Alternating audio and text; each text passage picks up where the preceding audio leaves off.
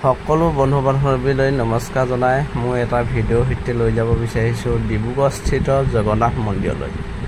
এয়া জগন্নাথ মন্দিৰৰ মূল প্ৰৱেশদ্বাৰ। এখন মূল গেট, কি ধুনীয়া। আৰু ভিতৰলৈ সোমাই আহি এনেধৰণৰ আপোনাৰ পৰিৱেশটো পাব। এই কাষতে দেখিছে বাবা ভোলানাথ মন্দিৰ, তাৰ কাষতে আছে গণেশ মন্দিৰ আৰু এইফালে চাকি জ্বলোৱা গৃহ। যিহেতু মন্দিৰৰ ভিতৰত চাকি জ্বলাব নিদিয়ে, ইয়াতে চাকি জ্বলাব পাৰিব সকলোৱে আহি। এতিয়া চেষ্টা কৰিম মন্দিৰৰ ভিতৰলৈ যাবলৈ। আপোনালোকে পৰিৱেশটো চাওক, কি এটা সুন্দৰ পৰিৱেশ। আৰু এই মন্দিৰৰ সন্মুখতে যি খটখটি আছে তাতে এনেধৰণে ফুলৰ টাবত ফুল গছ ৰুই থৈ দিছে, বতাহত হালি থাকে। ধুনীয়া এটা পৰিৱেশ।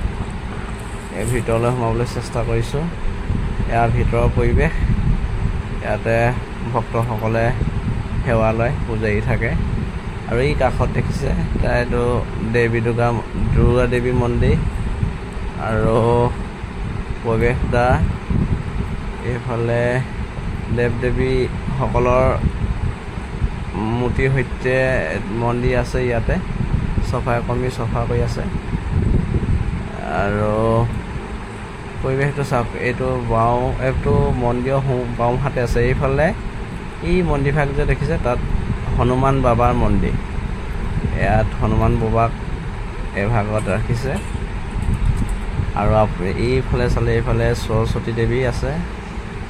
আৰু মোৰ পৰিৱেশটো এইটোৱে।